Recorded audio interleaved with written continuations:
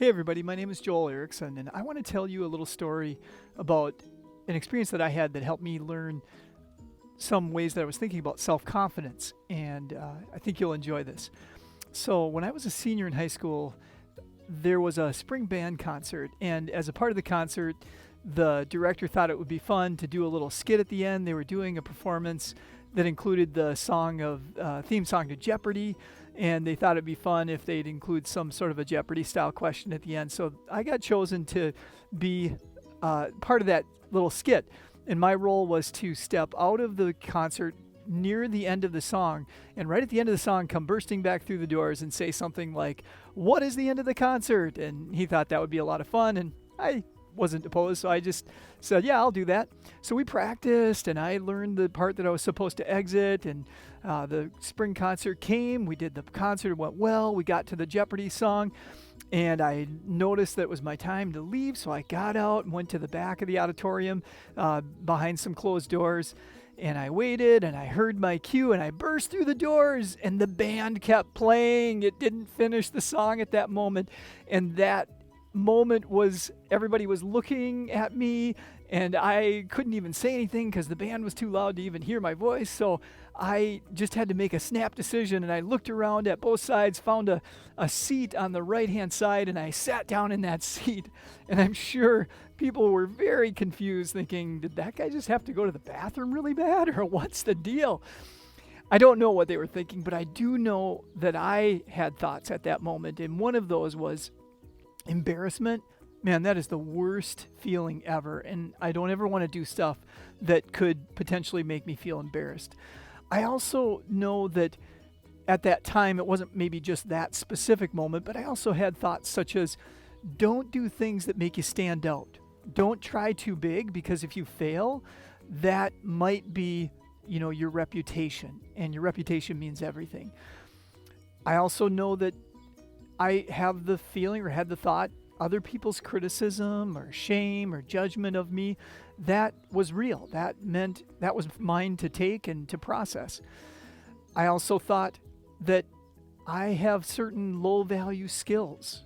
I'm stuck with those, and I have to just figure out a life with those skill sets. I don't have the charisma or the natural giftedness of other people. And I remember this particularly, the super successful, the people that are getting into all the stuff I wanted, having all the relationships I wanted, they're different than me. So the idea of self-confidence is based on a difference between confidence and self-confidence. All of those thoughts that I was sharing with you, those are all based off of a framework that confidence comes. It may be either just something we're born with, or that it comes through repeating skills over and over and becoming more and more successful at completing those skills.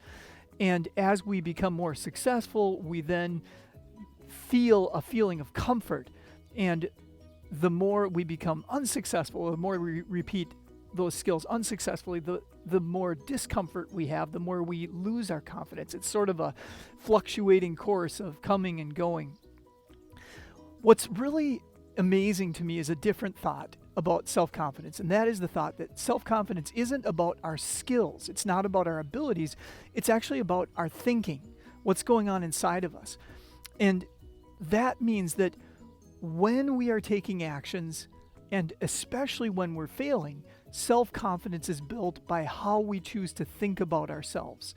That's just an amazing change, because instead of being built on repetitive successes, self-confidence is actually built on repetitive failures and deciding how we're going to think about ourselves after we fail. Let me give you some of the common thought errors that follow with regular confidence. One of those thought errors is that we really should avoid the painful or negative emotions. Remember me thinking, embarrassment is the worst. Don't do more things that could get me embarrassed. Well, actually, that's a thought error, because really a thought is, I can handle all of my emotions, especially the negative ones, because I know where emotions come from. I know they come from my own thoughts. And that is something that I have control over. Another thought error might be that other people's opinions define me. And that's a thought error because other people, they own their own opinions. They offer them to me. Maybe they even tell me I should take them in some form through their body language or something, but they're still theirs. I don't own their opinions or their feelings. I have my own opinions and feelings, and I get to choose. Do I want to accept what they're thinking about me, or do I want to just detach from it and say, actually, that is yours to keep. That's not for me to take. Another thought error is if I fail, I lose my confidence. It's something that's like a little glass of water that if I shake it too much and lose some of the water, my confidence level drops and drops. So be careful. Don't do things that could be failure. That's a thought error because self-confidence actually comes, remember, from the thoughts when we fail. So here's a power thought. Failure is the way. It's the path. It's supposed to happen. We're supposed to do things that are bigger than us. That's the way to getting more self-confidence because when we fail, we actually get the experience to practice how we think about ourselves. And how we think about ourselves is also a thought error that can happen. We can think that who we are, that certain low skill set is what we're stuck with. That's a thought error. A different thought that creates more self-confidence is I'm actually not defined by my current abilities. I actually know that my future potential is what defines me. And I might not even imagine what my future potential is, but I know it's not what I'm currently able to do. That doesn't define what I am my capacity is. I also know that this is a common thought error that affects self-confidence, and that is I'm my own critic. Like I listen to my own negative thoughts about myself. I believe them. And that's a thought error. And the self-confident thought to practice, so the empowering or thought engine that builds self-confidence is I actually am my best cheerleader. I'm not going to be mean to myself anymore. I'm done with that business. I am going to be my biggest cheerleader. Nobody else is going to be cheering my efforts on more than myself. Isn't that amazing? It's just a change in how we decide to show up. A couple of examples that this happened in other people's lives. I have a friend who went to a Christmas Eve service and she lost or forgot her purse in an aisle. And when she was walking out, she realized she had done this, said something out loud, and heard from her dad, "Oh, you are hopeless." And she had a moment of time where she could have accepted that thought, remember, taking on other people's opinions as our own, and felt hopeless and worthless. But she had a moment to think about it, and she had been taught recently that she didn't have to accept other people's opinions as a defining of her identity, and that's what she thought. My dad's opinions don't define me. And from that thought engine, she was able to generate an emotion of just feeling empowered and able to continue, and she was able to go find her purse. She was able to have a Christmas dinner. She realized that she wasn't defined by another person's opinions. She embraced a different thought that I define my own opinion of myself. I define my own identity. Another example, recently I was at a gym, and I was talking with a friend about an upcoming challenge that was going to be happening, and she was saying, I'm not really that strong in my upper body.